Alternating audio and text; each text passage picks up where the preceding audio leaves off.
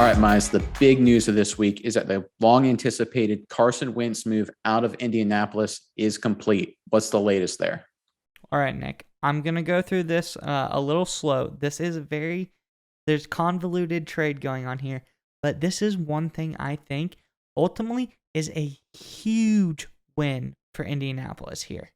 So the Colts have traded Carson Wentz to the Washington Commanders. They are going to get the Commanders' third-round picks in 2022 and 2023. But if Wentz plays 70% of Washington's snaps, that 2023 third-rounder will become a second-rounder. And they also swapped second-round picks in 2022, moving only up roughly 5 spots from 47 to 42. So nothing huge there, but you never know what will happen. Also, the biggest win of all, though, Nick, Washington has decided to take on all of Carson Wentz's $28 million salary hit for the 2022 season, which this is where I see this is the biggest win for the Colts here. What do you think? So you're exactly right. Colts GM Chris Ballard, heck of a job on his part, because there were rumors and a lot of speculation that the Colts were going to be moving off Carson Wentz this offseason, either by cut or by trade. And when those rumors are flying around, there's not a lot of leverage for the Colts. That a lot of teams may have just waited him out to see if they're just going to cut him to move on. And if the Colts had been forced to cut Carson Wentz, they would have owed about $13 million or so in dead money against their cap. That's a big hit. Instead, they're able to move all $28 million of that to Washington. So that opens up a lot for the Colts. And we've heard and done a lot of research on the Colts. Their big needs coming into this offseason was a legit number one wide receiver. And look, they freed up $30 million. Who's the number one free agent receiver on the market who wants $30 million? Davante Adams. I mean, it's starting to line up for the Colts. Have all kind of moves in front of them. They have the most free salary cap out of any team in the NFL, about $70 million, a little less. They can make all kind of moves. And with their extra third round picks, maybe even a second, depending on how that goes, they can always take a flyer on a quarterback in the second or third round this year, or they can ride with Sam Ehlinger, which I think they will, and use that $70 million to just load up on free agent talent. Yeah, I think this is the perfect example of the Colts and a very smart GM in Chris Ballard. They've been pretty strong through the draft the last couple years, so they're going to get all the pieces they can, use that huge $70 million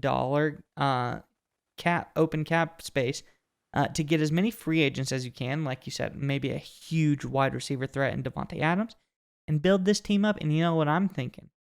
They take the flyer on Sam Ehlinger, someone they already have. If he pans out, great. If not, they've perched themselves to be just like the Los Angeles Rams this past season, and they go out next year and find the perfect free agent candidate to come in and be like, look at all of these toys on our offense. We're set up to win now. We've got a really strong defense as well. Strong defense. Rock Ya-Sin has been a promising young cornerback. Darius Leonard, multiple Pro Bowl middle linebacker. There's tons of good pieces on this Colts team. So I think you are really onto something here with them trying to load up and either ride with Ehlinger and him working out or set themselves up as a future LA Rams type position. Yeah, and you just look at some of the guys on the market: edge defender, wide receiver, number 2 main targets for the Colts. With that money, you look at the top guys. I got Chandler Jones is available. Randy Gregory from Dallas is available. If they don't even get Adams, it's they lose out on Davante Adams, Chris Godwin, Michael Gallup. There's a lot of receiver talent. It's just the market is wide open. It was announced recently that they're not going to bring back tackle Eric Fisher. Terran Armstead for the New Orleans Saints is available. They have more than enough cap space. Like, the Colts they already had a really good roster. If they use this cap money smart, which I think they will, the way Chris Ballard's been running the team, and especially after this trade, they could be absolutely stacked and deep everywhere with quality players. If Ehlinger just plays half as good as Frank Reich has talked about in some of the discussions during the season, the Colts will once again be a legit contender. And guess what? They're probably going to be even better than how they were with Carson Wentz. Yeah, absolutely. And hey, you know what doesn't hurt? They have a decent running back as well. You know what I mean? Taylor, huge part of this offense. And what have we talked about in our past videos? He's on the rookie deal. So he's still there. He's still got a little bit of life left on that. So I think the Colts, like you said, are prime time right now.